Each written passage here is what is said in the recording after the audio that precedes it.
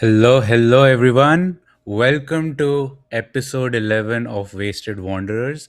I'm JD from Bay Area and I have with me my good friend Abhi from Vancouver. Hope you guys like our new intro created by AI using Google's new Flow app, who are not sponsors of us We yet. wish. Yeah, so Google, please call us if you're watching.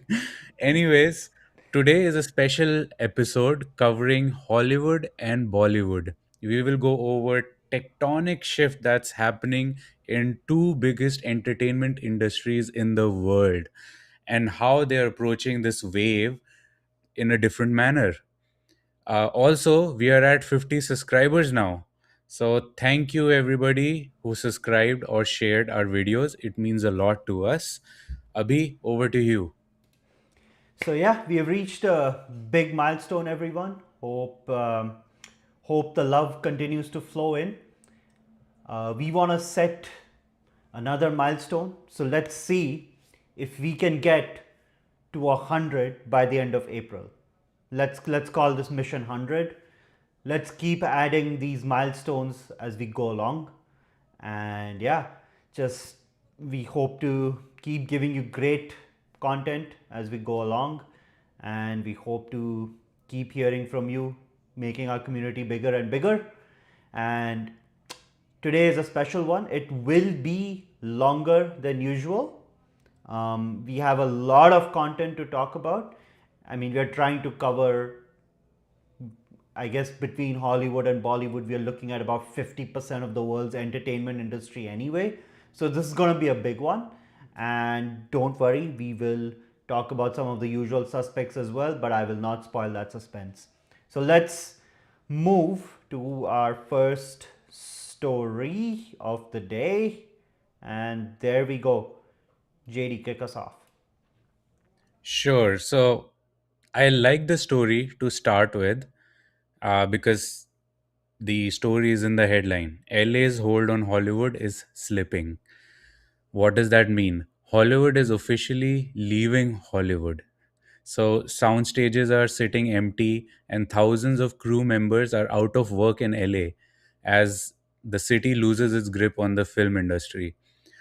So 1 year ago, I actually visited one of the studio lots in LA, Warner Brothers, and I remember very distinctly seeing 80% of them were kind of empty.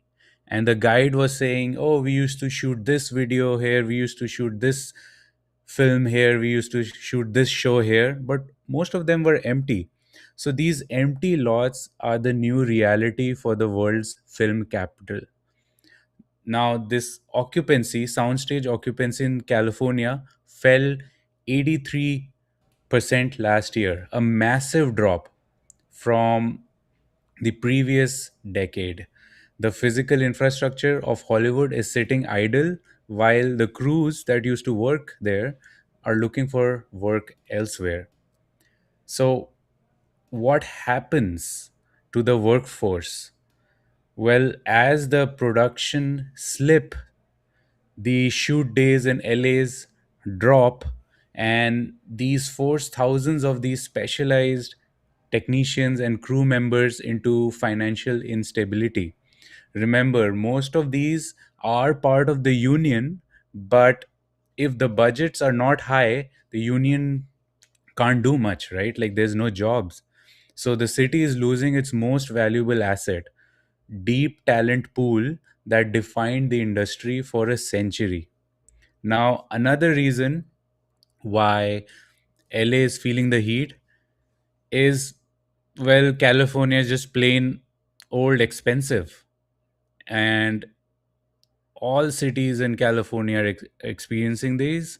Just LA is like one of the biggest one, and it's losing this financial war to aggressive rivals. So who are these rivals? Well, states like Georgia, countries like Canada and the UK. These are offering massive, over $1 billion of rebates that make filming in California look like a budget disaster. So here you can see the number of live action movie location shoots are just going down for LA. And if you see, Canada is up and other states are either up or flat. But there's a dramatic downturn in LA. Now, because of this, uh, the studios are prioritizing the bottom line over prestige of Hollywood. And is there anything that could be done? Well, I mean, the governor of California is pushing for a Hail Mary plan to add more film credits. So he's doubling it to $750 million. And this emergency funding serves as a desperate attempt to stop the bleeding and claw back major projects into LA again.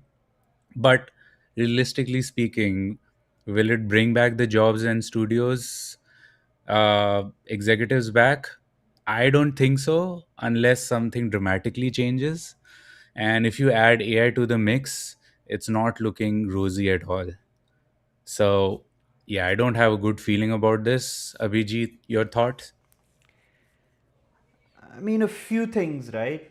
Apart from apart from an undisputable fact that California is basically an overpriced desert, there's another aspect to this.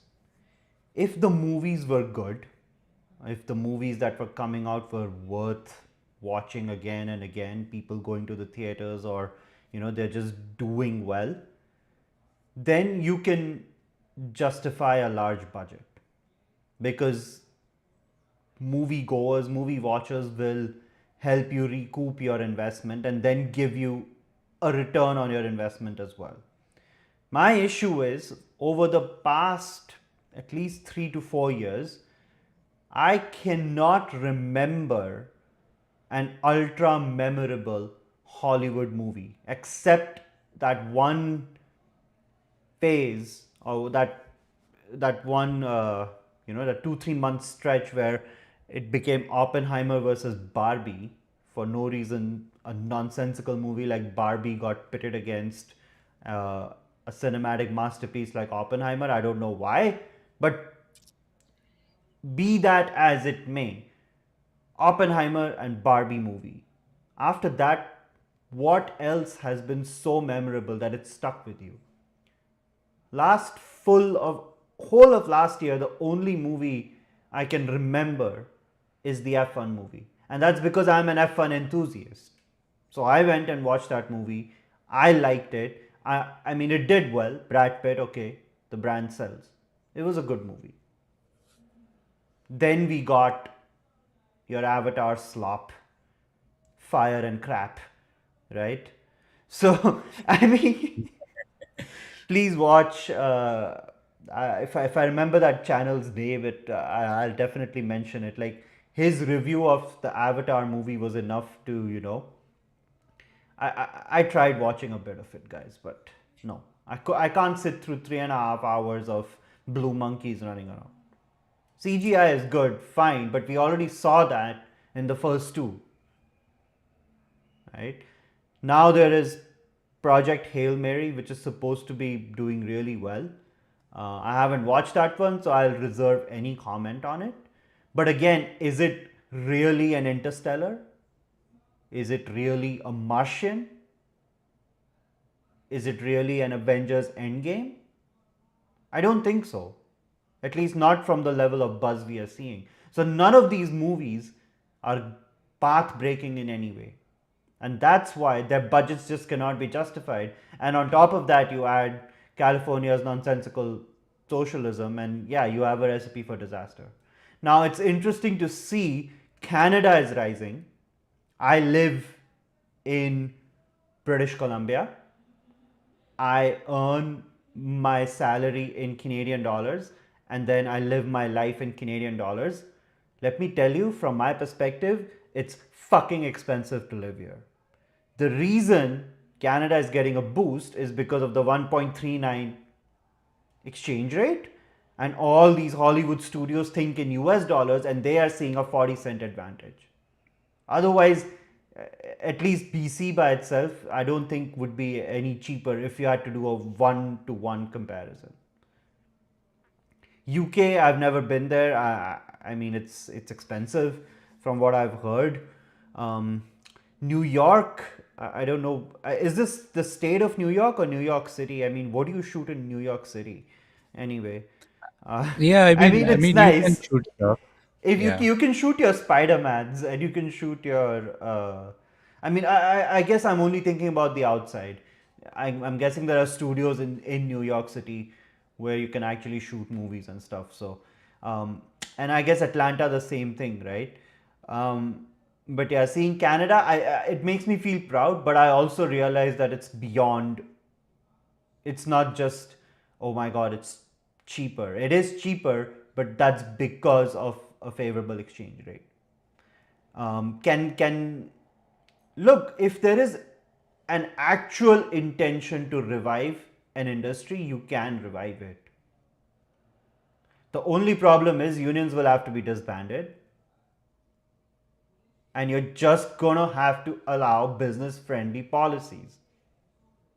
You can lift the damn Hollywood sign and put it on some other mountain in US, it wouldn't make a damn difference. And I'm saying that out loud, right? Hollywood does not have to be attached to the zip code of Hollywood. So we'll see what happens.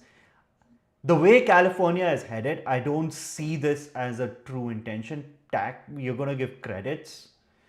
Okay, cool. You're just putting another band-aid on the whole barrage of problems that the state is facing. This is one of them. Again, one band-aid. It might work out. Then the one the most philosophical comment I can make today is all band-aids peel off. Remember that, guys. There is no permanent glue. So yeah, that's my thoughts on that. All right, guys, let's get to the next one. Lots of content today. Okay. Let's keep Second one. moving. California's creative job losses aren't AI casualties. Key report finds. The rapid development of the tech isn't displacing workers, but it is changing the nature of creative work in the state, according to the latest research from Otis College of Art and Design. So, JD, what do you think? Yeah, I mean,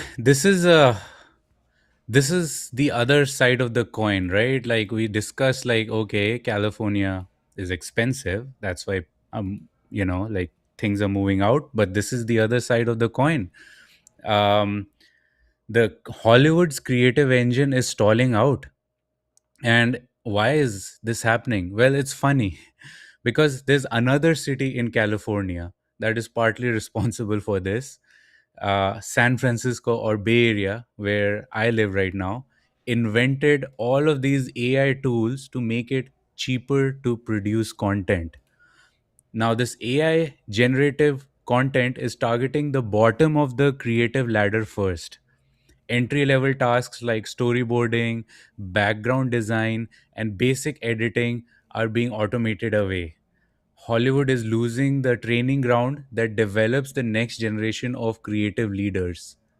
So you see here on the graph that even though the creative industry as a whole has stayed constant, the sound and design have dropped a little, and the other one, I don't know, I am not able to see for some reason. uh, that is down like 45%.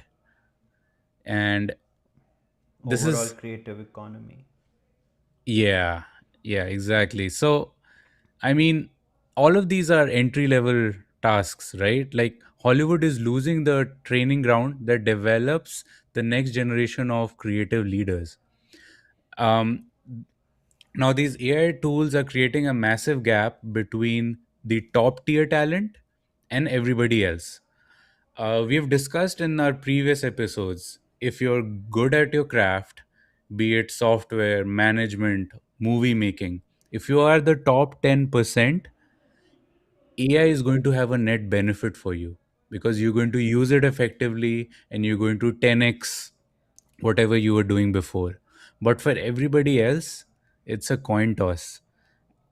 Established creators are using AI to do more work, but it's dismantling the middle class professional roles that once supported thousands of families in LA. So, all the creative folks coming out of colleges into LA for movie making are feeling the heat of this. The creative economy has lost over 10% of its workforce in a single year. This contraction rivals the Great Depression. Think about All it for a second. The traditional safety of entertainment jobs has vanished as studios slash payrolls to satisfy investors. And as Abhijit said, that even though there are unions, they're not doing their union jobs. They are busy uh, trying to just fund themselves more and not letting the final money reach uh, its beneficiaries. So studios love AI and they're outsourcing aggressively. They're prioritizing this efficiency metrics over human talent. Large scale layoffs are now happening alongside massive investments in AI infrastructure. And the industry is moving towards a lean production model that just requires fewer human hands at every stage.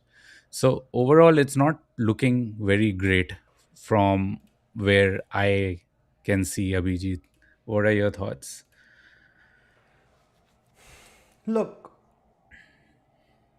we have to trace this back a bit to when social media bursted, came out on the scene in a very massive way. And that was 2020. Everyone locked up in their homes. Okay, let's start binge watching YouTube podcasts because you can only watch so many movies. Then the pandemic went away, but the inflation stayed. So people who were used to staying at home and consuming your Netflixes and Prime videos and everything, they just decided to stay back. They were like, can't afford a theater. I don't want to pay $15 for a popcorn and a drink. Interestingly, prices of all the streaming services since 2021 have only gone up. It's turning out to be a lose lose for everyone at this point. The reason we decided to move to streaming services was because cable TV had gotten one too expensive and two too restrictive. It is the same nonsense with the streaming services now. They have their own content, but you gotta pay a very high price if you just want to remove ads, right? YouTube is sitting in this comfortable space where it's able to give you a reasonable free tier because you're just watching idiots like us talk. We are not Christopher Nolan. So, into this mix came the disruption of AI when the world was already recovering from past or very near past disruptions. Came another disruption called AI. And now it's threatening to change out everyone's jobs, right? There are there are certain indications that AI is not as amazing as it is made out, but that's the current state. As a technology, AI does tend to get better, although there are at least in the current state of the technology, there are you know laws of diminishing returns applying at this point.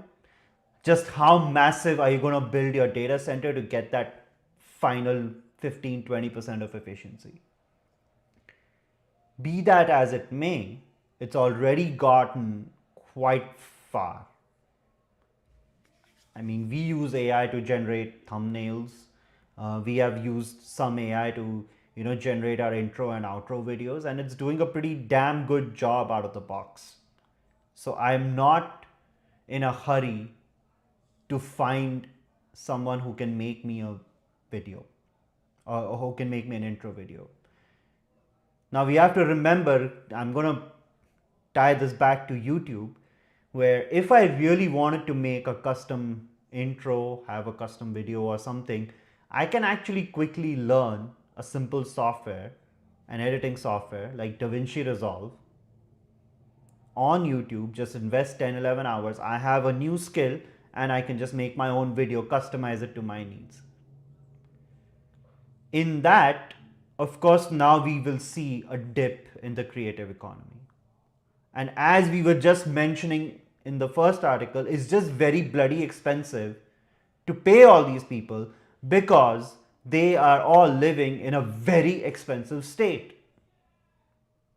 So even the fair wage or the bare minimum, you have to pay someone, I guess, if I just think of it in job terms, I guess you need around 200,000 USD to be able to live a decent life in California.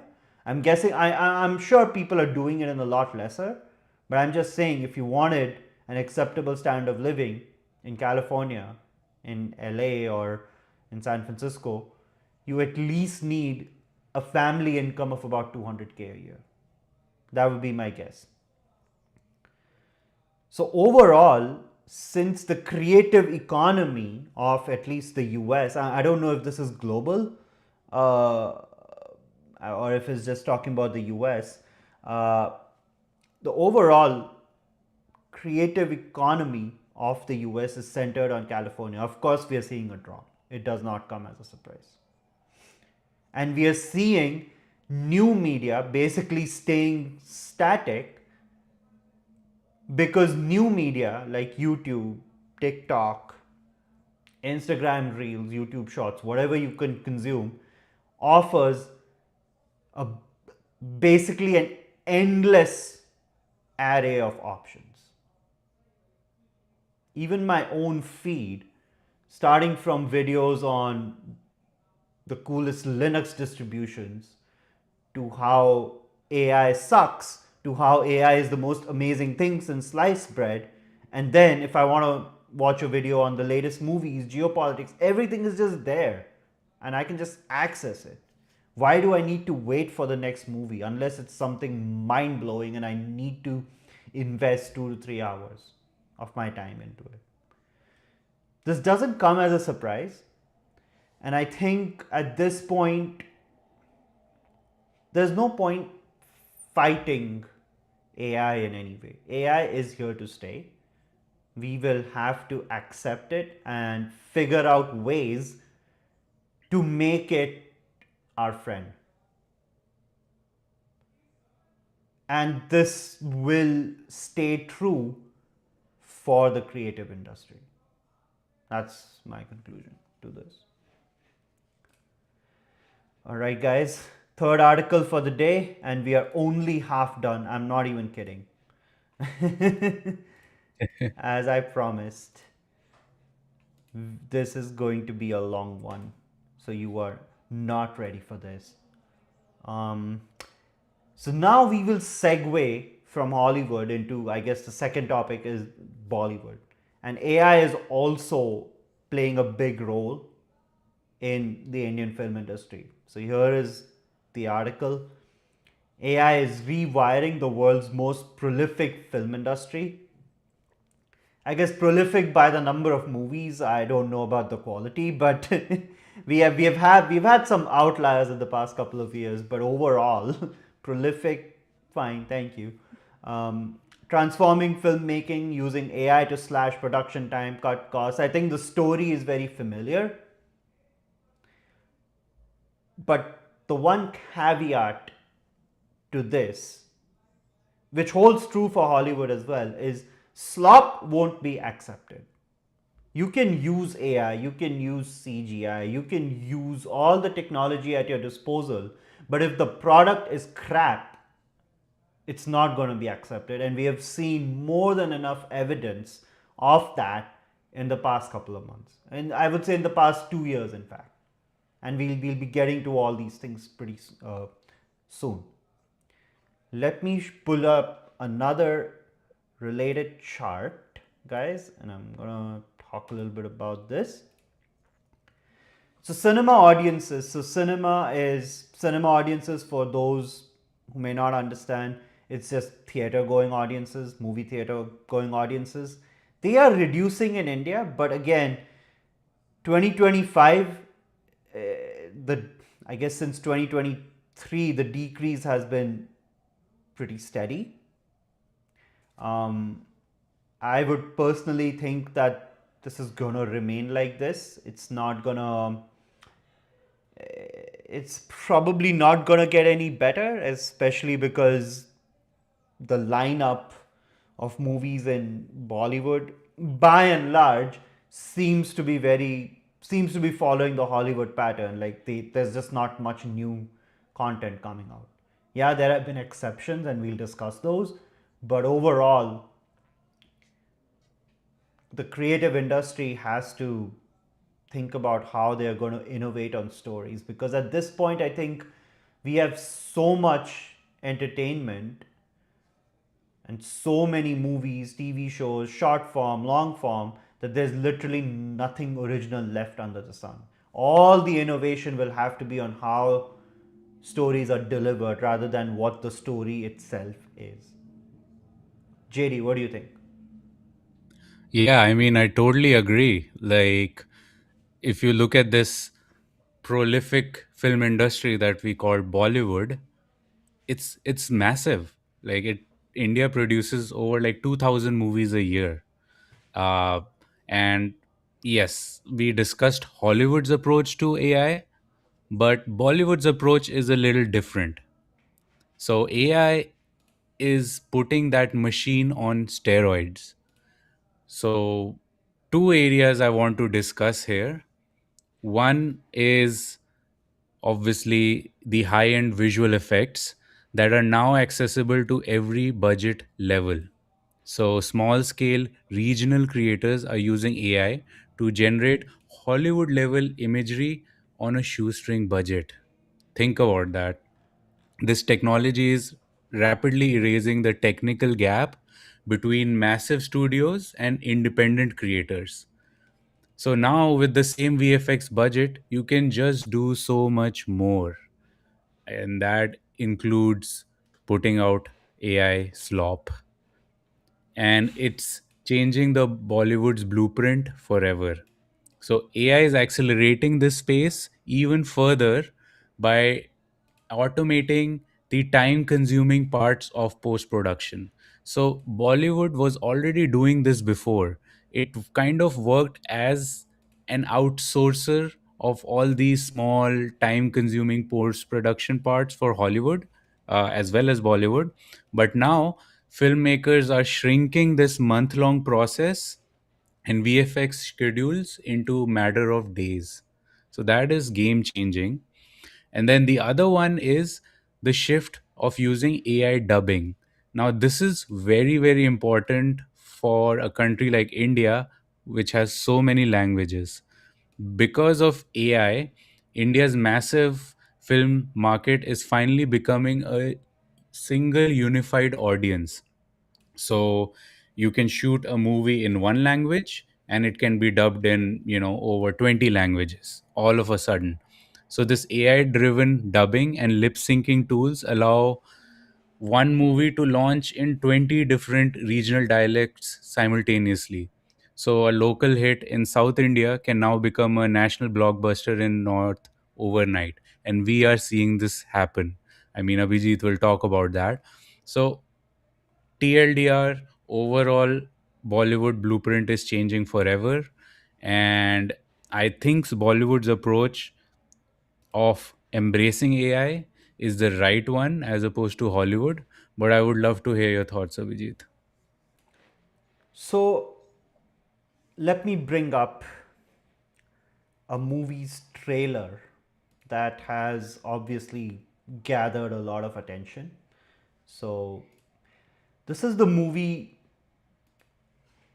based on Lord Ram's story. So, those who may not know, um, Lord Ram is one of the most revered Hindu gods, and his story is written in the epic called Ramayana. There have been countless uh, creative takes on this. The most recent one is also the most horrifying one, called a movie called Adi Purush. I'm not going to get into that monstrosity.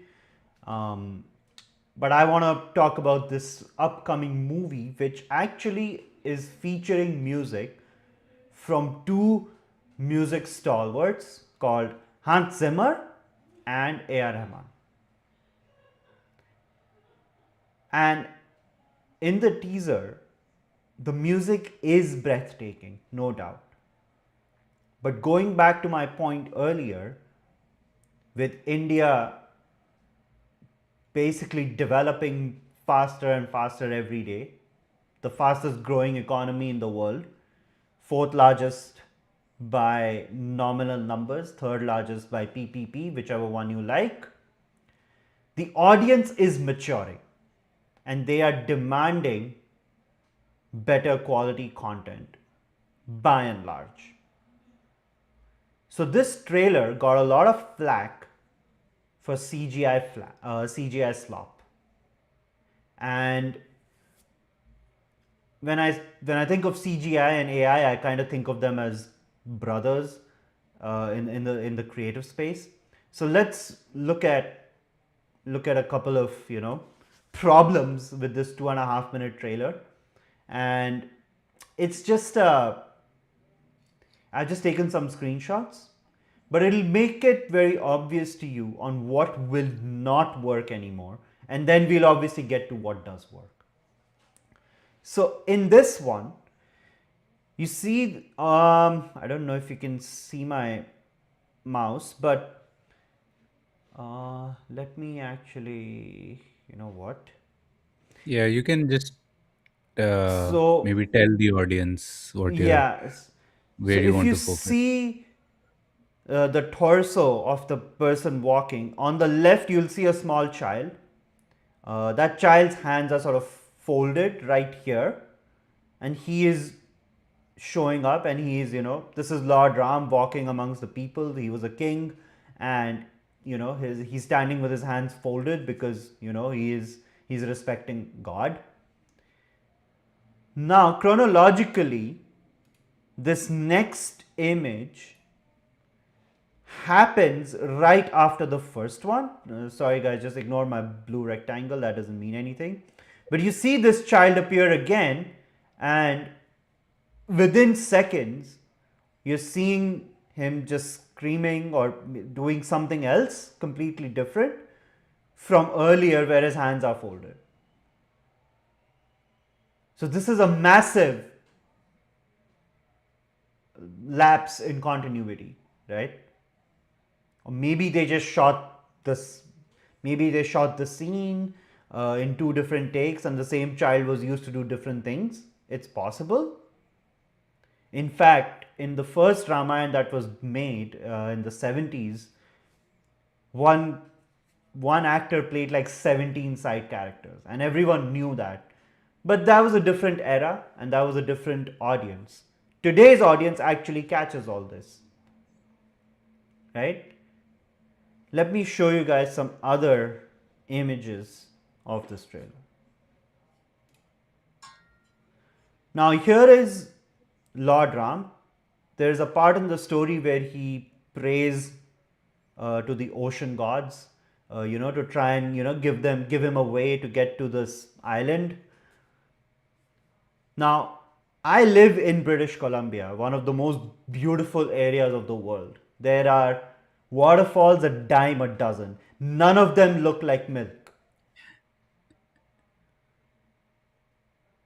This waterfall looks like, if anyone's ever had that Korean milky fizzy drink called Milkis, it looks like a bucket of that is just flowing off the cliff. Again, purely CGI based, very sloppy. Looks cheap. It does. It does. And this is not the end of it, right? This is supposed to be a king's court.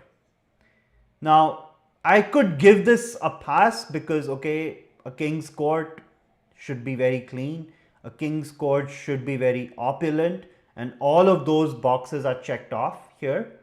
But overall, the CGI and the AI or whatever they have used to make this is still very obvious, right? That attention to detail of making it just a little imperfect so that it looks humane is not there. So you can immediately see that, okay, this is all CGI driven, right? Let me Yeah. show you another one. If you have to promote your movie by saying 8 times Oscar winning DNEG, double negative, this is one of the most popular CGI companies.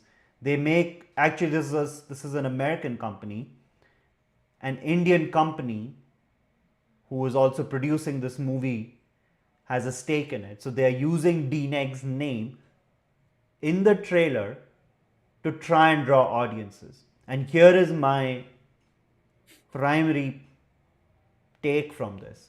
If CGI is the primary reason that people should come and watch your movie, that won't work. The whole point of CGI should be that you don't have to go to a live location, but it looks so realistic that it doesn't look like CGI. Good CGI is what, if it's good CGI if it doesn't look like CGI.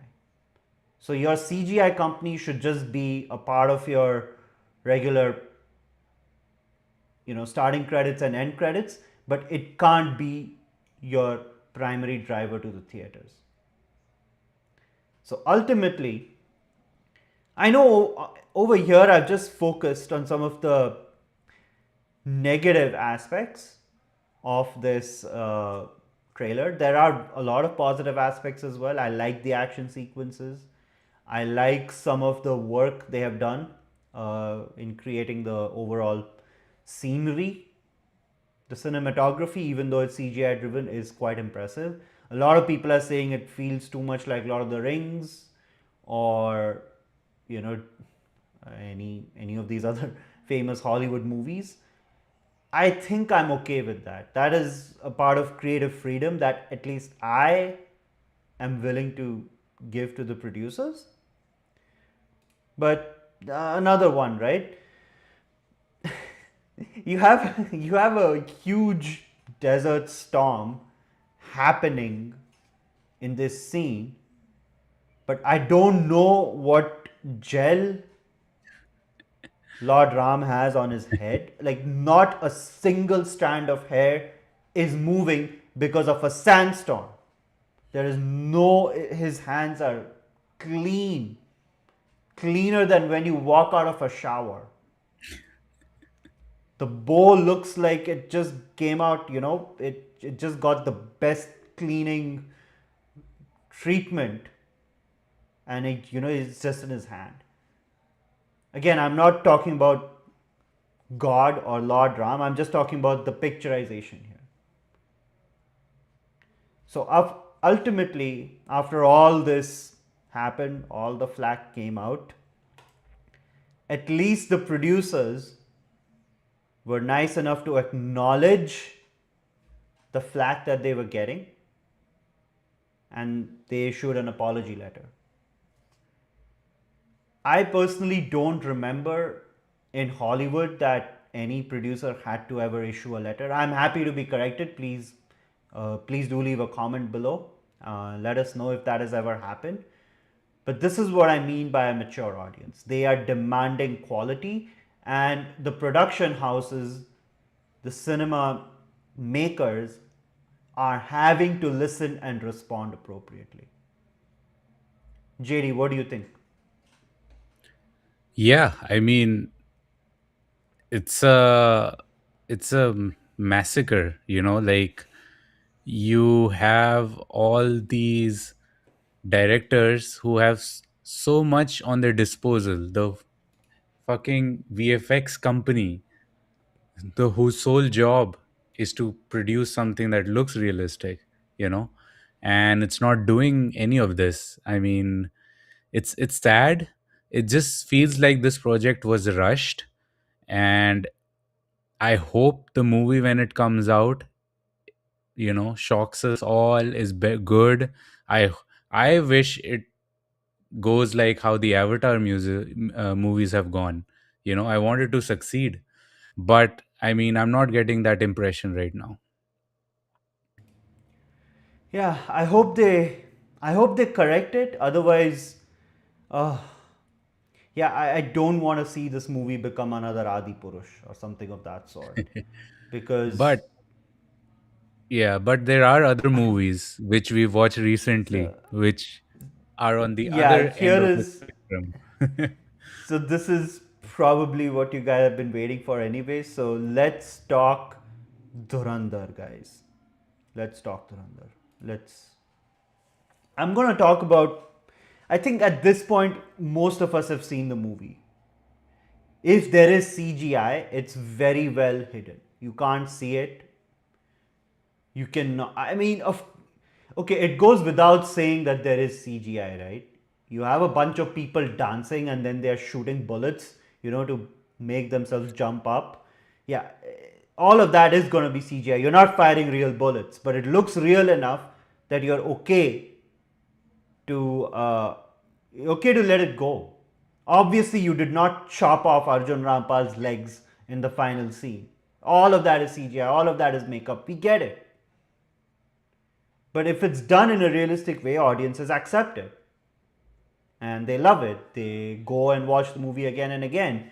Even though you're seeing a dip in the moviegoers, people are watching both the parts of this movie multiple times in theaters. In fact, I watched the first one twice, gonna watch the second one a second time coming Saturday, right? So here is another director, Sandeep Vanga. He also makes very controversial movies, to say the least. He made, I would say, he was one of the pioneers of this raw genre that has sort of taken over Bollywood.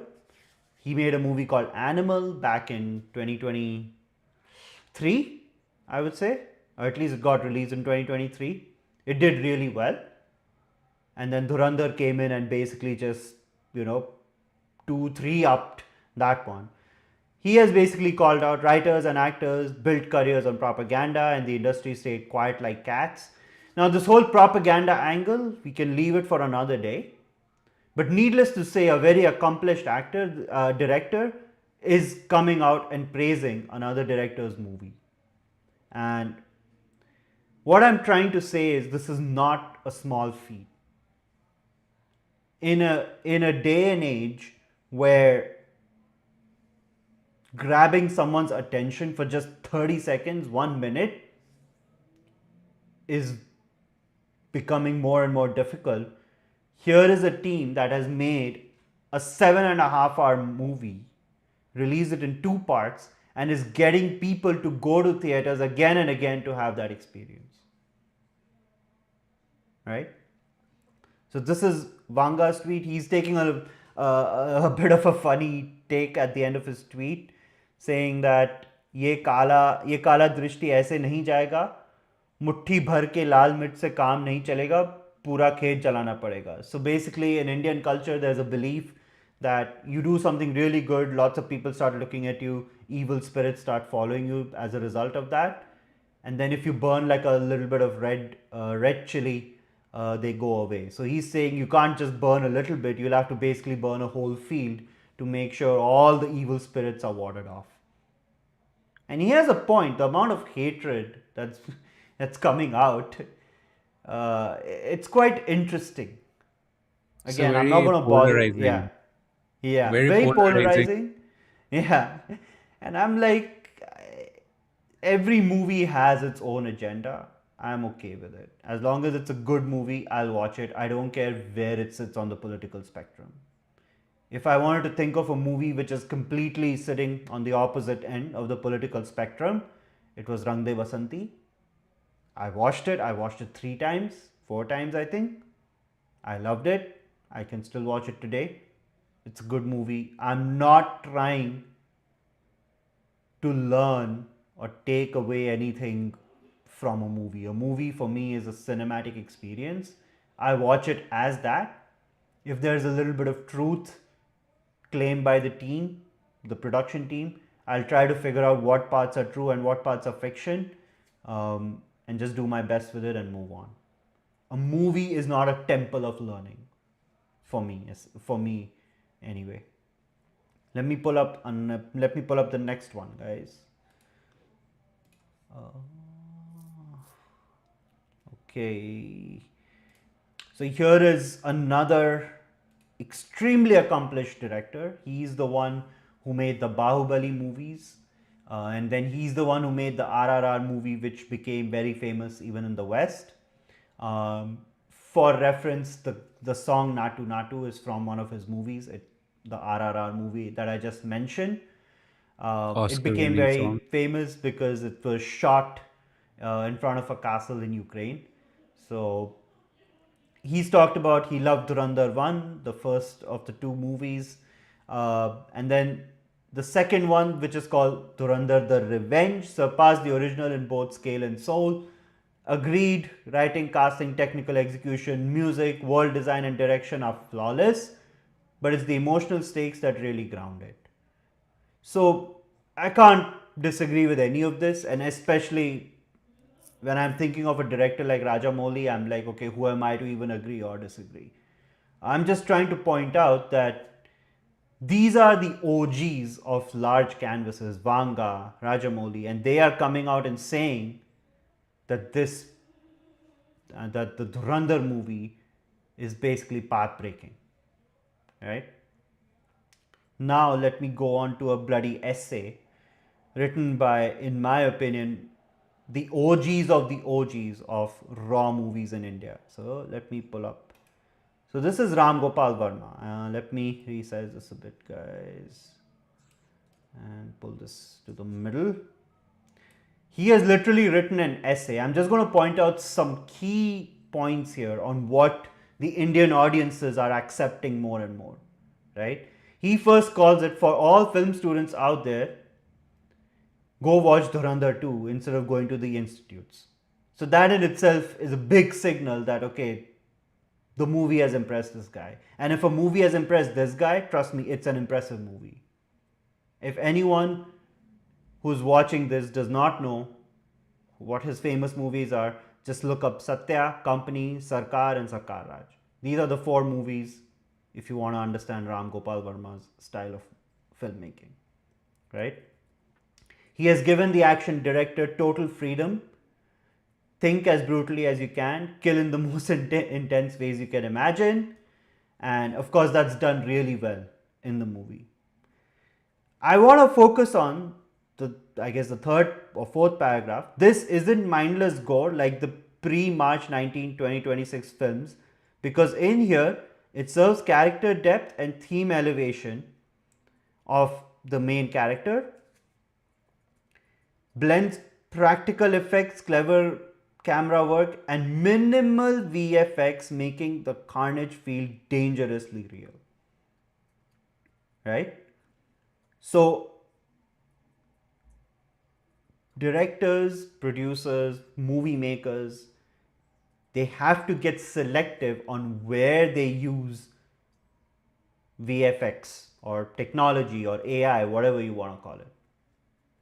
If you use it with purpose, the audience will accept it. Right? Let me pull up the second part of his tweet. Here we go. This one. Now he's talking about the opening of the second movie, high stakes, emotional anchors, personal tragedy. I think we all know the story at this point. Visual language is controlled and strategically indulgent, favors gritty realism captured in handheld shots using rustic sepia tone palettes for Pakistan's underbelly, saturated colors for dramatic spikes, but layered in prestige cinema aesthetics. Look, I'm not a technical person. When it comes to movies, I go enjoy them and I forget about them.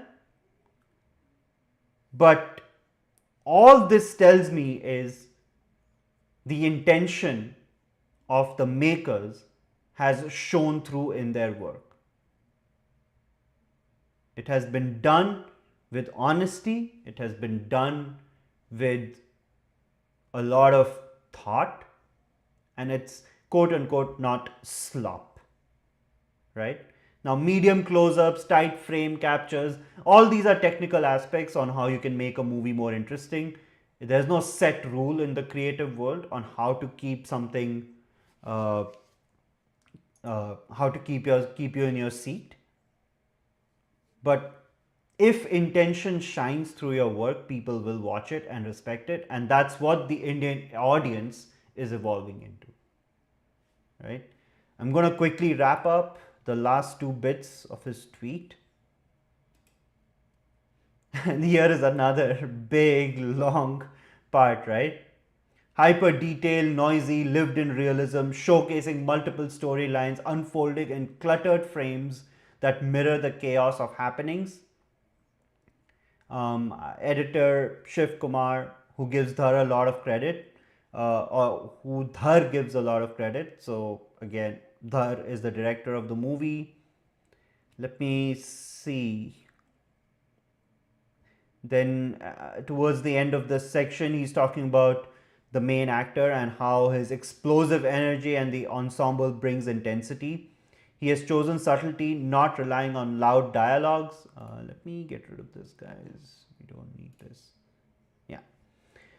He's chosen subtlety, not relying on loud dialogues or dramatic outbursts, but on micro expressions, a measured voice with an aura of quiet authority. Right? So, this is a spy, and a spy is shown as doing his bloody job. Stay quiet, listen, and pass on information.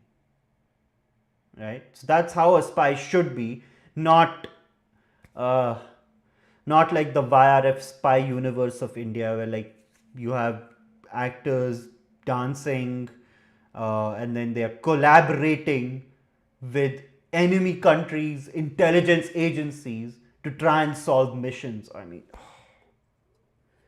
oh god. Thankfully, all that slop, well, okay, I'll be measured. Hopefully, all that slop will come to an end. I cannot guarantee that, but what I can be sure of is even if such slop shows up, it's not going to do well.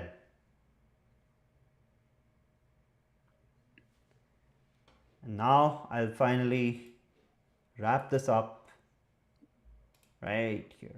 This is the last part of RGV's tweet. Dhar's world building is like a master chef mixing geopolitics, gang dynamics, espionage without once feeling lectured in grounding this larger than life revenge drama in a never before seen or experienced setting of a tangible and pulsating atmosphere created by Sani Jore. Right? So, this movie has aspects of reality and it has obviously a lot of fiction. The key is you have a 15-20 year timeline in which real events are happening in India and Pakistan, and you have this fictional character playing a key role in making them happen. If anyone has read Ken Follett's novels, he uses this technique a lot. At least he's the one coming to my mind right now. There are a lot of other authors who use this, and there's nothing wrong with it. It's about how well you can place your fictional characters in real settings. That's what makes it convincing and all the more entertaining. That doesn't mean there is no space for the Narnias and the Harry Potters. The bottom line is if your intention shines, people will love it. So, JD, I know I've spoken a lot. What do you think? He finally watched Durandar as well, guys. So Yeah. now we can talk about spoilers as well. Yeah, I was telling Abhijit, let's not talk about it. Let me see the movie first. And I finally went and saw it. And as someone who doesn't like really violent movies, I loved it. And as someone who does not like long movies, and this is a 4 hour long movie, Dhurandhar, I still loved it. So I think it's a cultural moment. They got the basics right, It had good story, good music, good cinematography. That is what I look at. Everything else is gravy. Now, our audience, some of you may love it, some of you may hate it, but you can't disagree that this is something refreshing. I hope movies like this gets made more.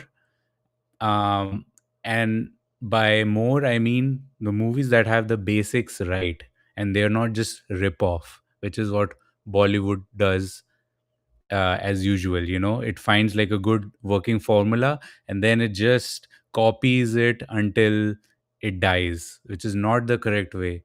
Look at the actual storyline, look at how they portrayed the situations, learn from that, and do not be dependent on just the star power and the Bollywood connections and introducing more young nepotism babies in Bollywood. Try something new, refreshing. The audience will reward you. So yeah, that's my 2 cents. All right, guys, let us know what you thought of this longer than usual episode.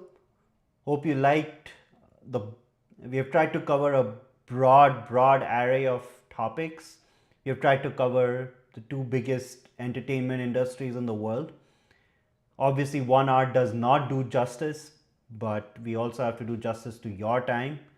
So, till then, see you next Thursday. Do like, share, and subscribe. And please do not forget Mission 100 by the end of April. See you guys next week. See ya.